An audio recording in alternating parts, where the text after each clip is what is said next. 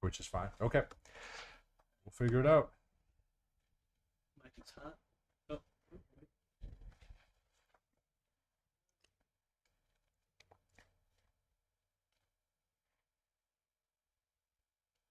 Welcome, everyone. It is Magic Insiders presented by International Diamond Center. Dante Marcatelli, Jake Chapman here with you on this Thursday morning. It's not quite afternoon yet, but the Magic will be back in action tomorrow, the first of 2 games in a row against the Boston Celtics. And we'll have the call for you on 96. Actually, it'll be a 104.5 FM. Yep. Will be the radio call. And we're back on FanDuel Sports Network on Friday against the Boston Celtics. So we'll have that for you. Coverage starts at 6:30. And Jake, it's an important game because it's the Emirates NBA Cup game. We're going to start our first foray into the NBA Cup, and that'll come your way on Friday. We've already seen some Cup games happen. The Magic last year went 3-1 in the NBA Cup and lost a close one to Milwaukee in the quarterfinals. Had they won that, it would have sent them to Vegas. Very good basketball game. So more importantly than all of that, though, Jake, welcome home. Thank you. You had a couple of days on the road. I was gone for 7. I got to peace out and come home. I had to miss the Atlanta game. Unfortunately, we weren't working that one.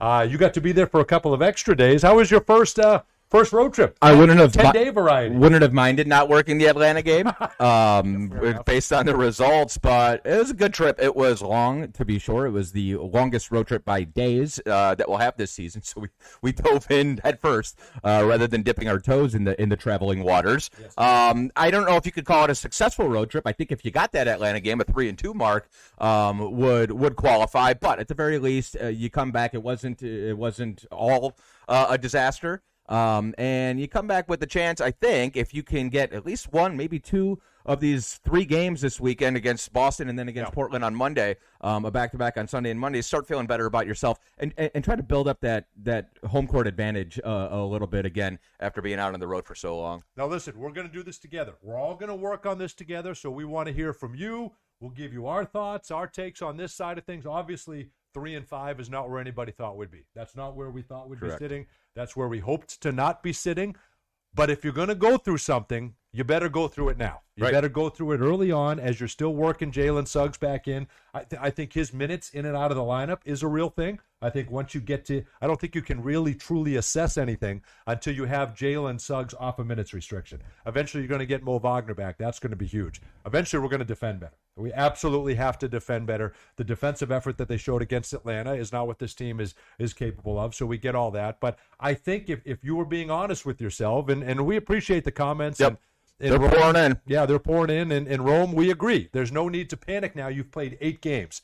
It is a 10th of the season, but you've played 8 games. But this isn't your body of work. This is not what we're going to see for the rest of the season with this Magic team. I think one thing on one side, you say, okay, it's now twice. You've had to kind of reassess things. Right. You'd like to not be in that situation where you're now looking at it again saying we got to get back to doing what we do best. But the other part of it is if you looked at the schedule when the season started, 3 games at home, 5 on the road trip, coming back to play Boston twice, and then a tough back-to-back against Portland. Those 11 games, I think you were thinking when it started, you'd love to be 6-5. You got to be 5-6. Yep. Right? You're 3-5. You still have an opportunity to do that and to salvage kind of what you had hoped you'd be able to do the first 11 games of the season. For sure. And you look around the Eastern Conference, and a lot of the teams that you sort of expected to be right there with you still are, right? Like there's some surprises at the top. So, do I think Chicago is going to win 6 out of every 7 games the rest of the way? No, but they're absolutely a surprise. Detroit's gotten off to a good start. New York and Cleveland, who we sort of expected. But teams like Atlanta, teams like Miami, Boston, certainly, they're kind of hanging around, right? 500, 3-5, 4-5 marks. So you absolutely, with a couple wins, will be feeling much better about yourself standings-wise. It's obviously far too early to look at that. It is a little concerning that the defense is what's slipping, and the defense is what we thought we could rely upon at the beginning of the season. No question. But it goes back to some of the stuff we talked about last week. It seems to me like they're very easy areas to clean up right now. You're talking about not turning the ball over so much as you have an adjustment as far as your offensive philosophy goes. You're talking about, okay, we're trying to run. Can we tighten up the transition defense a little bit? That's easy stuff. That's stopping ball. That's communicating, picking up a man and getting back and hustling. And so I think a lot of the areas that we've seen right now are going to be a little bit easier to clean up than some fatal flaws, and that's the type of stuff we were dealing with last season. We were just a bad shooting team last year, and you couldn't fix that unless you made changes to the personnel, frankly, or saw a drastic alteration in style of play. I think right now you're talking about some smaller areas to clean up. Now, you didn't look great offensively against Atlanta. I certainly understand that, and I don't think it was a tired team. I think it was a team that was ready to get home. You were on the road for 10 days.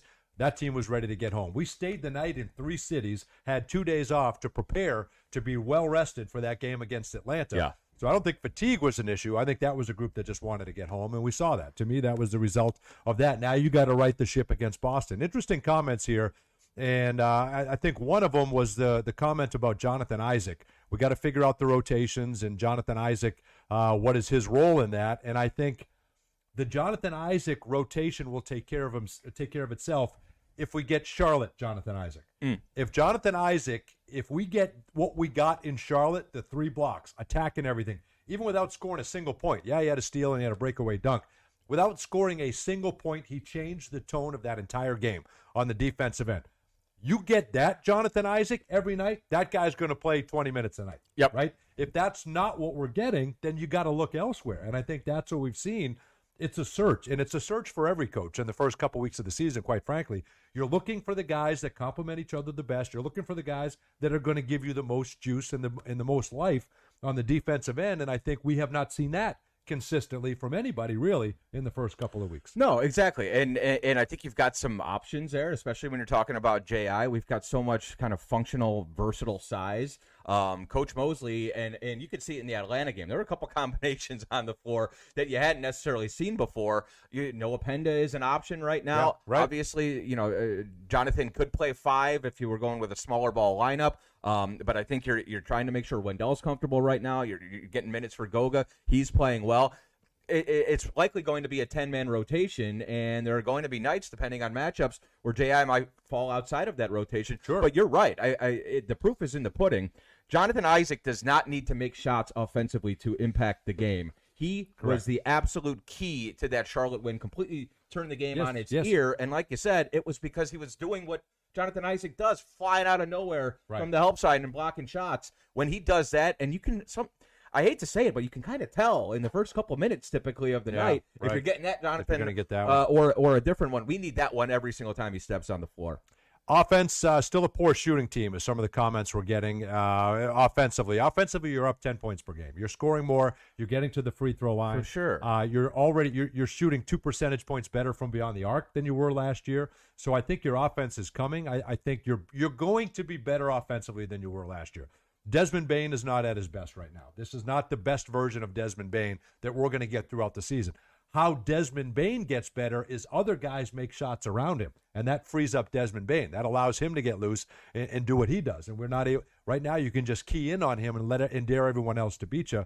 And that's kind of what we're seeing to this point. You're going to be better off defensively. You're a better defensive team than what we've shown. Now you got to show it at some point. You got to come out against Boston, and you've got to be the defensive team that we've seen the last 2 years. You have to get back to that. That has to be your calling card. But I think we've seen enough, in my opinion, to know that we are going to be a better offensive team than we were last year. Absolutely. And on the flip side, because there are comments about that, like, it's not all bad defensively right now. It's been disappointing, to be sure, but you're 14th in defensive rating. Like, you're not 28th. Again, you're talking about, I think, a few areas that are pretty easy to clean up.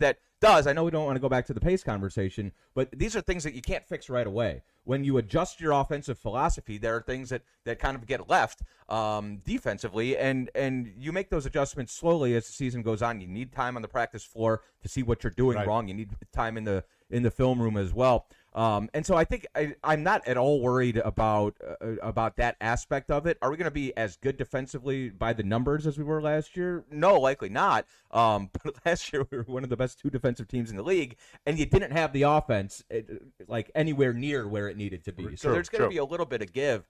But I think if you finish a top 10 defensive team and a top 15 offensive team, that's exactly kind of what you're shooting for, and you're not that far off, I don't think. I think you've seen an emergence in Tristan Da Silva in his game, right? So there's a guy that I think is going to be a guy that you're going to be able to count on moving forward. Anthony Black has shown his spots where he's certainly been much better this year. He's going to take that year 2 to year 3 leap. So I think that's huge. You're absolutely right, and I see the comments. We got to figure out the minutes restriction. Janine, I don't know when that ends. I would imagine he plays on a minutes restriction on Monday against Portland, being the second night of a back-to-back. Maybe he doesn't play that game at all. Don't know how much longer that's going to be. Maybe the first month of the season, get through November, and see what that looks like.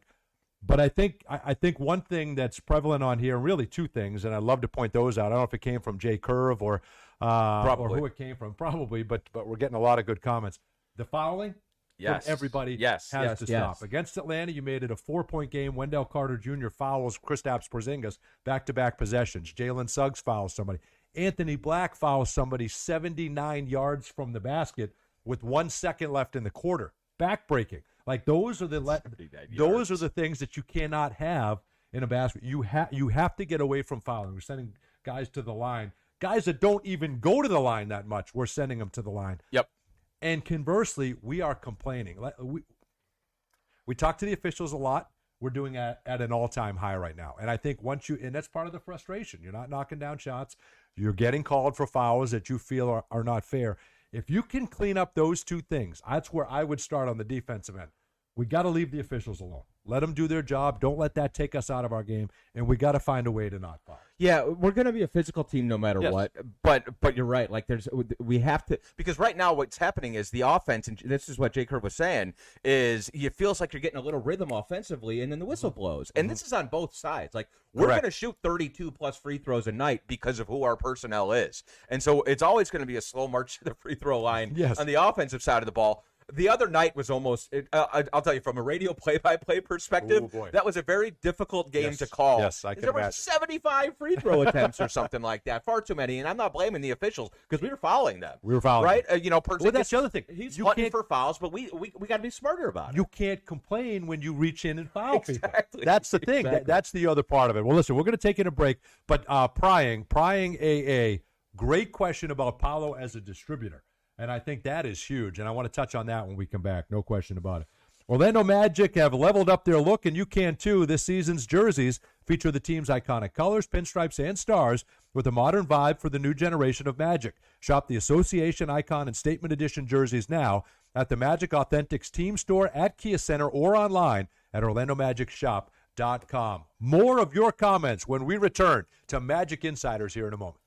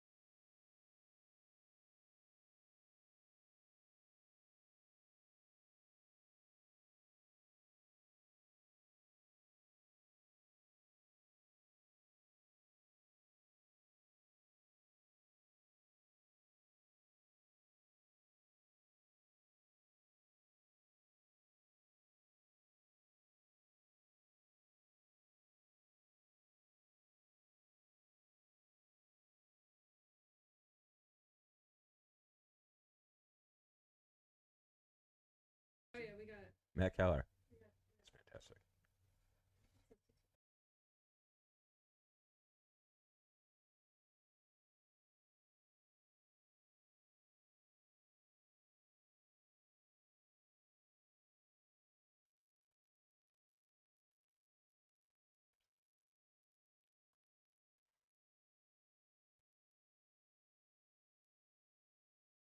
And welcome back, everyone. It is Magic Insiders presented by International Diamond Center. Dante Marcatelli, Jake Chapman here with you. And we're getting through all of this together. It's a little bit of a therapy Thursday, right? As we continue to get through this, right? That's what we're doing here on Magic Insiders. We appreciate you joining us live. And, again, we have Magic Insiders every day at 6 o'clock on 96.9 The Game. And we try to go live once a week. It's our opportunity to interact with all of you terrific fans who are bringing great questions and comments, and we'll continue to do that. So we appreciate you tuning in. The Magic are back in action tomorrow. We'll have it for you at 6:30 on 104.5 FM. That's our sister station on the iHeart cluster. And then we'll be back on FanDuel Sports Network. Brian Hill, Nick Anderson join us on the pregame show. So we're back to work here coming in. And everybody's been busy. Are you noticing how busy all of these people are here? A lot on of the chat? comments, a lot of issues raised, and some of them are interesting and one of them from a good friend of ours, Steve Clifford, former Steve Magic Clifford assistant is coach. very, Steve Clifford. very active. Thought he was busy as a coaching advisor in Phoenix, but he is raising several questions. Some of them good. Let's see. He says defense is the issue, not the offense. Very concerned about the defense. Steve is, and I understand. But I think you have to have a little bit of faith in the coaching staff and in the personnel in place. And look. Granted, the Atlanta game wasn't exactly what you wanted to see, but again, I think you made it easy on Atlanta with 21 turnovers for 29 Hawks points and the march to the free throw line. You basically gifted them 50-plus points in that basketball game. And so when you get down to it, the 5-on-5, the 1-on-1 defense, I think, I expect it to look a lot closer to Charlotte and Washington than the Atlanta game, provided you clean those areas up, and that is something that's been a struggle so far. And again, the fouling thing is not just reaching out and fouling. A lot of times you foul because you're out of position or because you're getting beat on the front line of the defense anyway. So generally it all goes back to what Coach Mosley says, guard your yard, sit down and guard, crawl into the ball, and we know these guys are capable of doing that. Getting after right now as we speak. Practice just started, so they're getting ready for this weekend's games, 2 against Boston, 1 against Portland on Monday. If we're having this same conversation January 1, then I think we have an issue, all right? If we're sitting here 10 games under 500, we're not guarding, we're not knocking down shots, that's a different conversation. We're 8 games in. And I think ideally we would have started maybe 5-3, right? Would be on the flip side of this. I think you're a game or two off from where you thought you would be at the start of the season. But I get it. It doesn't feel great. And you got to get back to what you're doing. There has to be a commitment to the defensive end, and I think there will be. And you are going to be better offensively. These are all things that we're not going to be talking about in a couple of weeks, is my feeling. But it's an issue now, and we got to clean it up. One thing that I like, the comment from Prying AA, Paolo Banchero as a distributor. We know we get the ball to Paolo Banchero. He goes in, he does his work. He gets you his 25, his 9, and 6 on the season. But the facilitating, we're not seeing Paolo press, and I think that's huge. The difference from, and he even points it out, games 1 through 4 as opposed to games 5 through 8. And it started with that road trip. You look at his assist totals on that road trip. It was 7 at Philadelphia, then it was 11. It was 5 at Philadelphia, then it was 7, 9, 4, and 8. 8 assists in that loss against the Atlanta Hawks. And then 3 of those 5 games, he got you 11 rebounds, right? He got you a double-double on that trip, and he flirted with the triple-double the entire trip. We're a dangerous team if Paolo's picking and choosing his spots to score, but also finding a way to facilitate. Yeah, absolutely. And there was a question that I liked. It was from Jonathan Vargas. He said, are the Magic turnover issues due to overpassing? Atlanta killed us in the fast break due to those turnovers. Because I had a thought yesterday on the show. It felt like the Atlanta game the other night. It was either a one-pass possession or a too-many-pass possession. That's right. So I do it was 1 or 100. It was 1 or 100, and the 100th was the one who got picked off. I think we're at a point, and this right. And this is one of those adjustments. And I even asked Coach Mosley the other day just about passing in general. Like, do you just want them to share the ball more? And he said, if you do it intelligently, if you do it with a purpose, you don't want to just be sort of sharing the ball and passing around the perimeter. I think that's another one of those adjustment periods. There's been so much consternation about Desmond Bane and his role within the offense. If you watch it back, watch how the different stuff we're doing with the off-ball screening and picking the picker and getting Franz and Paolo involved in different kind of scenarios, and we've seen them. They're working some new stuff out offensively, and I think having Paolo kind of as the hub and using his playmaking ability has worked at times. Especially, it feels like it's working early in games, and then you're seeing defenses adjust, and then the chess match is off and running. But I think you're trying to utilize and figure out. And again, I hate to say it, but kind of on the fly because Jalen missed all of training camp. Yes, that's a huge part of this. And you don't have practice time in an NBA season. It's really difficult to come across that, or at least worthwhile practice time. I think some of those things are just learning on the fly and adjusting to new guys. We're not adjusting to a bench player. We're adjusting to our starting two guard who is going to be on the floor for 34 minutes a night and who's going to be heavily involved in the offense. So I think we got to be patient a little bit with those turnovers. If it were one problem where everything is, one pass possessions and it feels like selfish basketball, that would be one thing. And if it was another thing where we're just kicking the ball all over the gym, it'd be another. Right now it's kind of swinging back and forth. And to me, that suggests that they're trying to find a good balance there. And they will, and they'll come across it. But I think working in Desmond Bane is it's going to take, it's going to be clunky. For sure. Figure it out.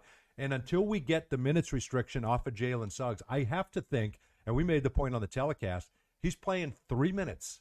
And then he sits, and then it's 4 minutes, and then he sits. It's very, he'll start the game, and he's out at the 8 minute mark. Just when he's getting a lather, just when he's getting a rhythm, we got to figure that out. And then when that minutes restriction is lifted, and you got Jalen for 32, 35 minutes, I think you're a different basketball team. And he didn't go through training camp. He didn't get to do all the things that everyone else did. And I'm sitting here thinking too, and everyone's comments, and everyone has their own theory on kind of how we get this thing back on track. What I think I like the most is if this was 2 years ago, we wouldn't be having this conversation. We'd be saying, okay, I like this. We're doing some good things here. We have expectations now. Magic fans are expecting this team to be good. We are all expecting this team to be top 3, top 4 in the Eastern Conference. And because we've started slow, I think that's caused some frustration. And it's because we have expectations. Yep. And I think more than anything, we're going to figure that out. But it's a good place to be.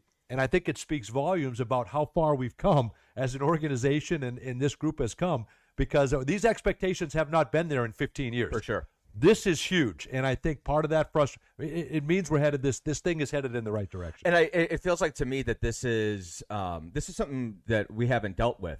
Early season expectations, but early season struggles.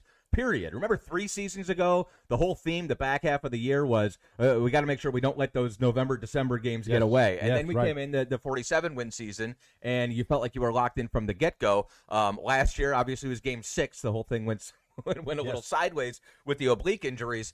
I think it's a new hurdle for the core, for Franz, for Paolo, for Jalen, for Wendell, and the guys who have been here for a few years to try to get over. And I think anytime you're trying to ascend, especially in the NBA, there's always going to be curveballs roadblocks. And so I think no matter what, ideally, you come out on the other side of this and you're better for it. Well, and Jay Curve always has the best perspective. He said we have good problems. And I guess that's what I'm getting at. Yeah. We're not sitting here because we've done those shows. I've done shows on how we got to get more shots for Dwayne Bacon. And I love Dwayne Bacon, right? I've done those shows. Yeah. Kem Birch is an unbelievable screen setter, right? Like I've done these are good problems to have. And I love those guys. And those guys were great role players.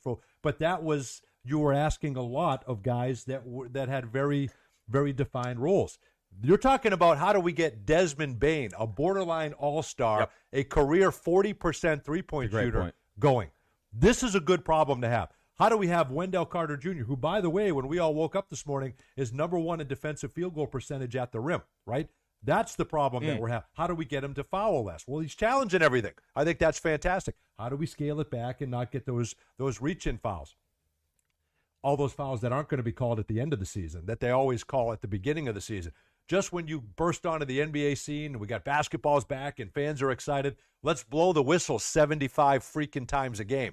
How about we ease into the fouls, first of all, right? Everybody's just getting back and trying to figure out how to defend. How about we ease into that, and then we're going to swallow the whistle in March anyway, so let's ease into it. But anyway, I digress. That's what I said the other night. That's what I'm saying. Word for word. So we're going to come back to that. Jalen's going to get his minutes back, but these are all very real questions and very things, the things that we have to be concerned about and have to get back on track. One win against the Boston Celtics, Jake, in an NBA Cup game, the atmosphere, the new court, right? We're playing for something. You're desperately trying to grab a win. You're trying to get back on track. I think, normally 10 days on a road trip, you're a little tired that first game back. We got so much rest on this trip. Right. There's no reason. Had one game in 4 days. There's no reason to be tired tomorrow night. I don't think they will be.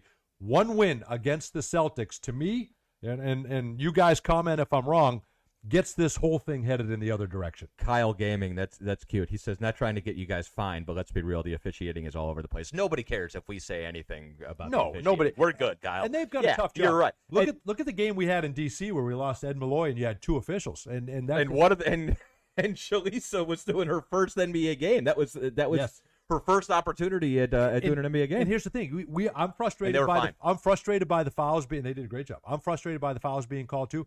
We are fouling people. Right. We have done it for 3 years. We commit a lot of fouls. That's just the nature of how aggressive we play. It's going to happen. But you got to scale it back a little bit at times. It's the fouls at the end of a shot clock when you reach in with 2 seconds left. Right. Those are the ones we need to clean up. We're And a I think handsy bunch. We're a hand. In the best way possible. Can we put that on a T-shirt? We're a handsy bunch. But we defend. We defend our tails But off. you bring up such a We're good point aggressive. because they'll show you, the I officials know. will show you exactly. Mitchell Irvin was demonstrating the other night. You were like this, but then you went like this at the very end. You just don't do that part. Yes. Just do this part and not that part, and you'll be good. You can't have it. He'll be the first one to tell you he shouldn't have done it. But did a part of you like the foul by Bain and then the spike on the way down? A little bit. I mean, no. I actually, no.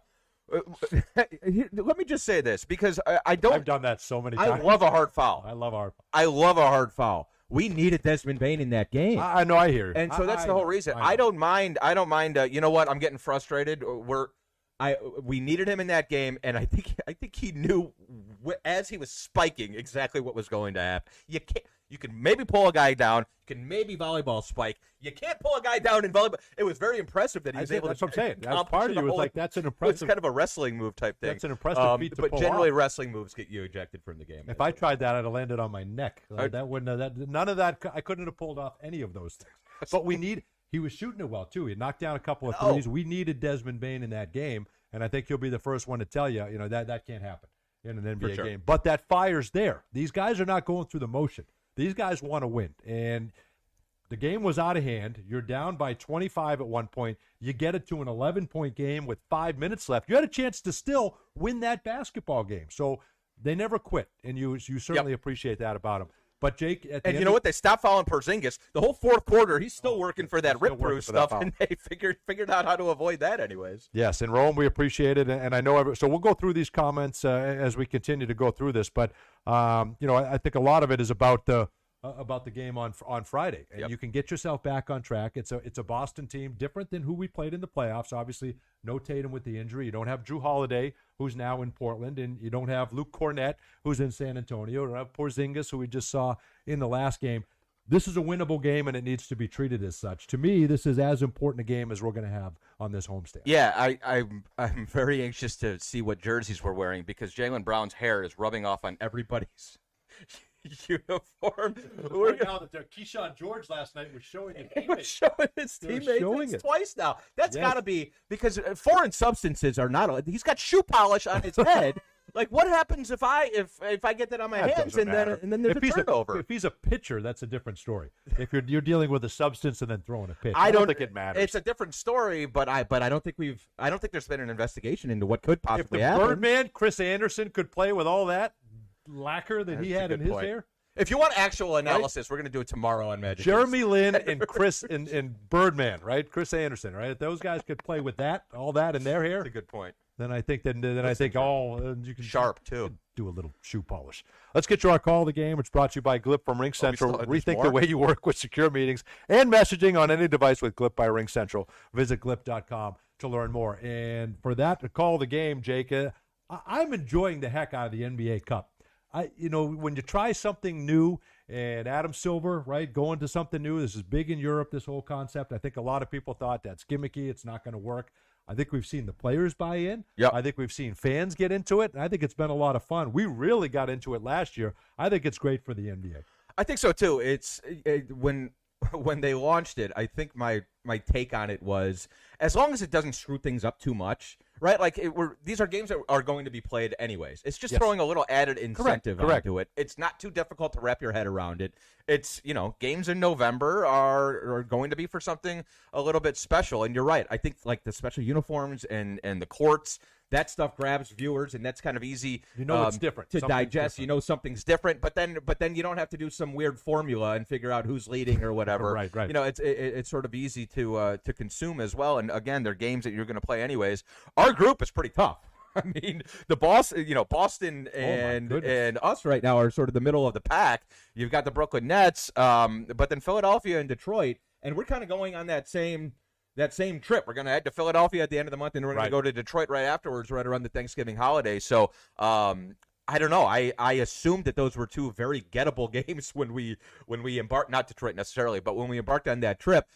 Philadelphia has kind of taken the league and at least the Eastern Conference by storm. So that'll be real interesting when we get to that portion of it. But Boston on Friday night, and then another matchup with Boston, just a normal one of 82 matchup. That's right. On Sunday. I'm excited for it. It kind of caught me off guard last Friday because we were out on the road, and then all of a sudden everybody else was playing cup games, and we had to wait a week to get going. Exactly right. And then we're going to see a Portland team that's playing well under Thiago Splitter while they figure out all that stuff. Listen, these comments are great, so we're going to keep these comments coming. That's going to do it for this edition of Magic Insiders here on 96.9 The Game. So we'll close it out here for that portion, but we're going to stay with you and continue live. Continue live on this live stream and take your questions and comments. And we'll go. And I'll bail at some point, and Jake will keep going the rest of the day. We'll bring But Chrissy in. She's going to handle the whole thing. Anybody can handle these. But that'll do it for Dewberry's this got edition nothing of to do. Magic He's not Insiders right here on 96.9 The Game. We'll be back tomorrow with our pregame version. All of you, these comments are coming in, and I think it's terrific. This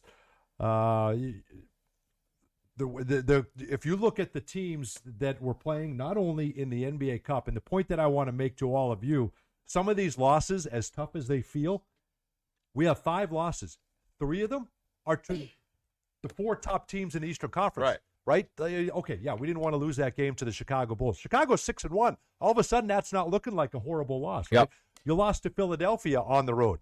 Philadelphia's only got 2 losses. That's the second best team in the Eastern Conference. Some of these losses aren't as bad as how they felt at the time, right? So, yes, you would like to have won those basketball games, but I think Chicago, Philadelphia, Detroit, they didn't make wholesale changes, right? They're a little more. I think they're a little more organized than we were when we got there from a personnel standpoint. Nobody's on a minutes restriction. Well, I guess Philadelphia kind of is working guys back in. Yeah, but I'm not even sure that's the best version of that team, right? Like Philadelphia, the guys on the minutes restriction might not. But those Nick losses Nurse might say, "Hey, you can stay on a minutes restriction." You didn't lose to Charlotte. You didn't lose to Washington. I think then you'd really be concerned with some of those losses. You beat Miami, who last week was the top scoring team in the NBA. All of a sudden, so you do have some good wins in there. You just got to figure this thing out on the defensive end. Philly loses last night to the Cavs. Did you see what Donovan Mitchell said after the game? He gave him 46, and he said he got fired up because somebody was talking smack to him on 2K. He said some kid told him he hadn't seen a highlight in a while, so he went out and gave the Sixers 46. That's some superhuman stuff. Which, if any of you guys are on there challenging anybody who we're going to play throughout the season, save that commentary for after our game, right? Can you not do that? Yeah. Don't get Donovan Mitchell upset the night before we play him. Or hop on with Goga and be like, Goga, I bet you can't get 50. I don't know if that'd be good for the offense, but maybe Goga gets 50. And challenge our guys. And by the way, we did have a Janine's question going to be she's going to be in the building on Friday, by the way. So welcome, Janine. Shout out Janine. We love Janine. She's a big listener to the network. We did have a question about Kendra and Goga's podcast, and said soon. So all we have is soon. It's in the so that is happening. Bubbling. I guess I didn't know until the question was asked on the in the chat. I love room. that. But Dewberry's got intimate knowledge. So do you think that has a chance to be the number 1 listened to podcast in the entire country of Georgia? It'll be my number 1 listened to in the entire country of Georgia. That's what I'm saying, right? Like, does that not have the potential? You have the Georgian Beast on there with Kendra Douglas. Yeah, that has a chance to be as listened to as any podcast. Yeah, I'm gonna go ahead and say yes. Now, I'm not very familiar with the podcast scene in Georgia, the state or the country. In Tbilisi, which is, I believe, the capital city of Georgia. Yeah, it is, but you didn't say it right. You're welcome. I didn't. No, there's no chance. Tbilisi. Well, how about Goga Batadze made 3 threes last year. He's already got 2. Yeah. Right? Do we like the extended version of Goga Batadze? Yes. Just sometimes, and I say this a lot. Sometimes it's as important the willingness to shoot, because that's what defenses Yep. respond to. And so if they think you might raise up and there's a slim chance that you might make it, then you're loosening the defense. And let's say this real quick, because there's been a lot of, I guess, consternation about Paolo and his offense and shot selection and efficiency and all these nerdy buzzwords. You and I talked about the playmaking role that he's adjusting to. Can we tap the brakes a little bit and give the guy a little bit of space? Thank you. Like, he's been so good. He's rebounding at a clip that he hasn't rebounded at in his career. He's being asked to do quite a lot. There have been changes made around him. Now, granted, these changes are all made to try to accentuate him, to make life a little bit easier on him. But when we talk about, the adjustment period and all that stuff, it doesn't just happen right away because you're really good, right? If you're Paolo Banchero, things are changing around you. I just think he's been pretty damn good so far this season. And still, we lose a couple games. But when you hop on Magic social media, it's like some of the comparisons being made and The some national disrespect for Paolo Banchero It's is gonna crazy. stop too. I mean, it's absolutely Well, absurd. I think that's where it's all stemming from. I know. It's absolutely absurd, but we can't glom onto that and then make that our own take Right. here in Central Florida. I think fans understand what we have here in Paolo Banchero. I hope I think there's some frustration, but there is, you get comments like this from Joe Pena, and again, I like to, he said that the 2 forward point guard situation has failed. Experiment has failed. You want to talk about tapping the brakes on something. Can we have a unique situation where we have 2 guys that are 6'10" that can handle the ball like they can, and Paolo and Franz. Yes, with that will come some bumps along the way and a learning curve, and they'll continue to improve on that.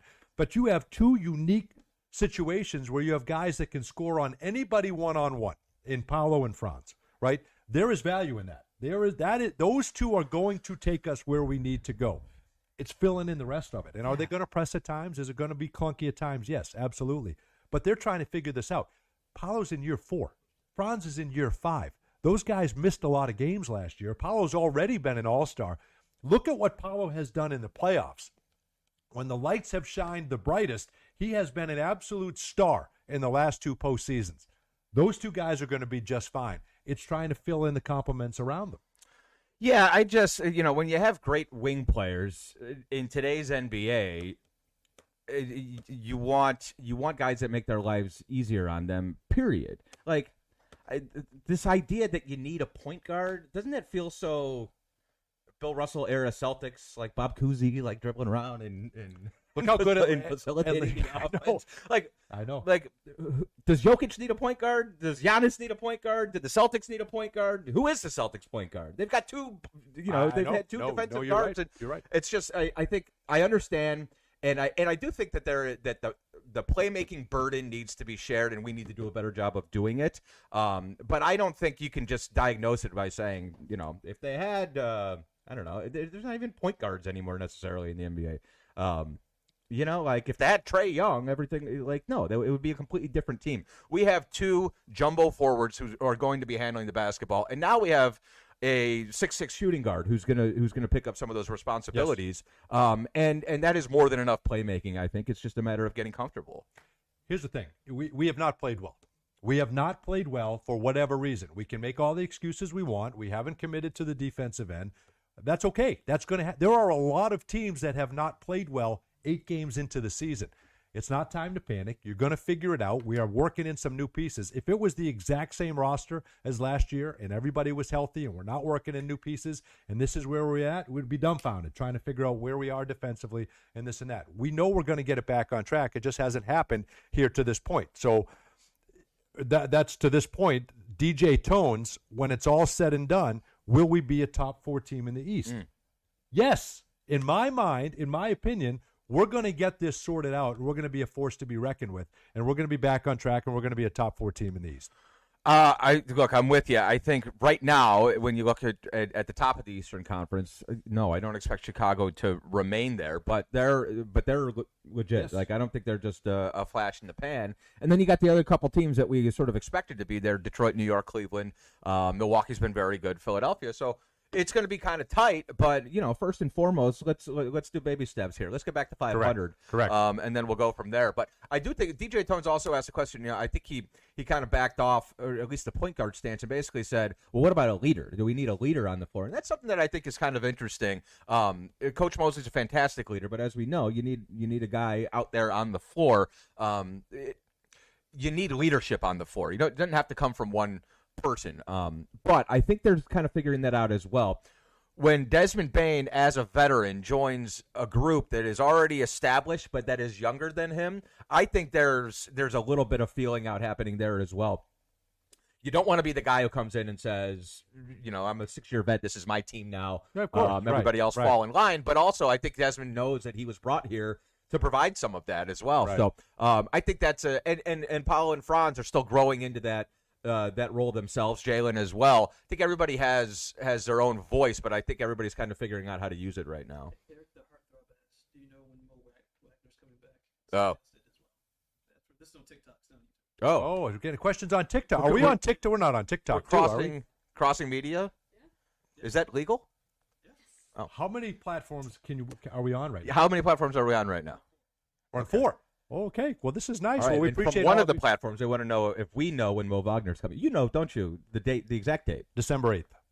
No, I have no idea. How would I know exactly when he's coming back? We know we got. that thing is getting clipped and aggregated. December 8th. We have no you idea. did it. We have no idea when he's coming back. He got hurt last December. Typically, it's a year for that kind of injury. So I think speculation is around Christmas time, but we have no idea. All reports are he's rehabbing like he should, and hopefully he come back ready to go. You're not going to rush that. You're not going to rush that. All right. Here's the thing. Here. If you want to clip something, clip this. We will know the nuclear codes, right? Our self-defense nuclear codes before we know the exact day when Mo Wagner They comes wouldn't back. tell us when Chasen Randall was going to come back. We have no idea if Dante Hall's going to play tonight or not. That's the kind of secrecy we're talking about. And you think we're going to know the day that Mo Wagner comes back, right?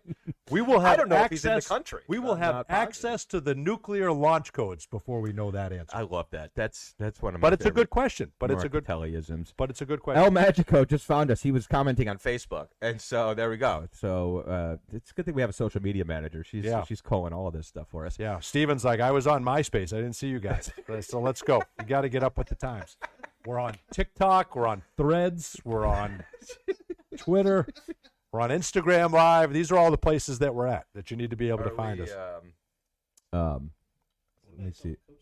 El Magico. One positive is the Pacers were 10-15 last year and made the finals. There is time, but we need to figure it out. I think everybody understands we need to figure it out. You're right. El Magico is right, and that's some good perspective. We're 3-5. We're not even 10-15, right? We're talking about 3-5. You sweep this weekend, you're 6-5, and that's about where you had hoped to be at the end of that 11 games, right? Yep. And I know it's hard to sweep, and you're asking an awful lot, but you got to have that mindset coming into this homestand. Yeah, things can change really, really quickly in this league, especially because I think we have a sense of who we are and what needs fixed, and I think it's going to be ideally Do we have any other relatively quick comments on fix. Vines or anything? Are we on Vines? There's one here I wanted to get to. Okay, go ahead. Going back to the leadership conversation we were having, they're asking, do players do things together off the court? Seems to be a disconnect in communication and really knowing each other. It's a pretty tight group, and just based on what we can glean from being on what was a very long road trip, those are good experiences. Like when you're in a city for 3 days, that does draw groups together, and they're a young group. They're a pretty familiar group. So, yeah, I think they're pretty tight, but I understand what you're seeing because on the floor, it does seem like there's a disconnect, and that's kind of what we're talking about. Like, you finally have Jalen back. You didn't have him all of training camp. So all the stuff you did, you're kind of not relearning, but you sort of need to figure out what it looks like with Jalen in the mix as opposed to not. And there's not a whole lot of time to do it. And so I think the chemistry on the floor is the work in progress. And to me, that is where you're seeing 21 turnovers some nights or getting frustrated and letting the officials sort of shut you out of playing your game. And that is what I think will get worked out sooner than later because it's not a group that made drastic changes. You're talking about figuring out Desmond's role and Tyus getting a little more comfortable and then everybody else kind of doing their thing. It's going to be a work in progress. And I think, there's questions in here, and I think it was El Magico too. Just, are they still together? Are they doing things together? Yeah. Is the chemistry still there? Yeah. Go back and look at Charlotte and Washington. That chemistry was at an all-time high. You're making shots. You're Right. Winning's scoring, fun. right? These guys understand the pressure that's on them as well. You heard Coach Mosley on Media Day, pressure is a privilege. They understand what's at stake. They are well aware that everyone has predicted them to be 1, 2, 3, or 4 in the Eastern Conference. And when you start 3 and 5, there's pressure. You start to press a little bit. Shots aren't falling like you expected. So they're feeling it themselves, no question. But I think they understand there's a long way to go. But I love what Paulo said, too. Yeah, there's a long way to go, but you can't be giving up games in the meantime. And I think that's what they understand. And they don't want to be – they want to learn while they're winning. Oh, that's Right? one of my favorite coaching Right? isms. Well, that's Mo Wagner. You talk about Mo Wagner. My favorite comment that he said ever was, "There's this feeling that you have to lose while you're learning." Yeah. No, you can do both. You Yes. can win and learn, and hopefully you can get back to doing more of that. Real quick, because I know we're about to shut it down. I think TikTok has a window of like 15 seconds, so we're going to shut it down. But this question from Stephen Leon, who says that Tristan da Silva. Can we see one of the bright spots that's emerged out of all this is Tristan da Silva, Yep. to me, has earned more minutes, and he's getting them. He's earned an opportunity to be a big part of this rotation. What do you see the future maybe for Tristan da Silva? Well, It's been a great surprise. He's been awesome. He's so solid defensively, and when he's knocking down his threes like he was the other night, like it is really hard, I think, for Coach Mosley to keep him off the floor. I do think that his role will continue to grow. 41.7% three-point range this year. I mean, last year, Right. he'd have played 48 minutes a night if he was shooting 41%. You know what you're getting from him, but he's getting better as we go. He's averaging over a steal a game, and I think Tristan, I was talking to Josh Cohen about it the other day, and every time I talk to Josh, I feel like I could be an assistant coach because he just You're imparts exactly right. so much knowledge. I get done with talking to Josh Cohen, and I've realized just how little I actually know about basketball. Josh was talking about the way that the coaching staff has been using him and how it's sort of similar to the way the German national team used him over the summer, which is as a relocation shooter. And so he doesn't know that. He doesn't know that. That guy knows more about international basketball than anybody I've ever He met doesn't before in my know. life. He is doesn't locked know in. what Germany's trying to do with their offense. He does not know that. I defy you. I defy you to sit next to him on a plane and then tell me afterwards that he didn't know what he's talking about. Yeah. Because But if I tell you what Egypt is trying to do on the basketball floor, what are you going to? Okay, cool. You probably watch those. no, games. because I know you didn't watch the Egyptian national team. If Josh Cohen told me he was watching the does Egyptian know- national team, he does know his I stuff. would believe it. The guy's that's a good point. he's a hoop head. He does know his stuff. That's a good point, and that's what we're seeing here with Tristan da Silva And this year. So yeah, I think what it is, I think they're still obviously figuring out different ways to use him, and it doesn't boil all the way down to that. But the bottom line is, I think they found a role that Tristan's comfortable in, and especially offensively, and you're seeing that. He made that shot from three-quarters court shot, that the three-quarters court in the Eurobasket this summer that turned around that whole game for Germany and allowed them to go win. I mean, that was a huge shot for him. That was one of the – we may be looking back as kind of one of the ultimate confidence boosters for Tristan da Silva. That's a Not good only point. winning that, but turning around that whole tournament. I thought the AB shot against Philly was going to do the same thing. Didn't. Spoiler alert, it did it not. made it close. It made it a lot closer. Closer. It was a better feeling Then it- going into the Then it got unclose. all-time great call by me, by the way. That's going to do it for the third quarter, and Anthony Black makes it. And Anthony Black makes it from three-quarter. You're just not expecting that. That was about as unprofessional as you can get, by the way. You want to know what my call was? What's that? Because that was like our seventh made three of the night or something like that. I said, we can't make normal threes. That's what I said. We're shooting it too close. I said, but AB from 70 feet is pure as the driven snow. That's what I said. That was It all wasn't that. quite 70 feet. It was like 64 feet. All right. Well, listen, we appreciate the comments. We're going to switch over to Instagram Live now and TikTok and all those. I'm going in the film room with Josh. I don't know about you. Yeah, he is. And he's going to be in Josh is phenomenal. His He's gonna be in analysis, there. his Incredible. analysis is top notch. We should get Josh on this format on this show with us here one of these times. But listen, we can't thank you enough for tuning in. The questions, the comments, they're fantastic. And listen, at the end of the day, hang in there. If we're having this conversation in a month, I think then we got to have Don't put a deadline. Don't put a timeline on it. if we haven't won a game in a month, I think we got. I think if we're 3 and something in a month, then I think we. All right, that's fair, Then I think these are valid. But I think we're feeling things out.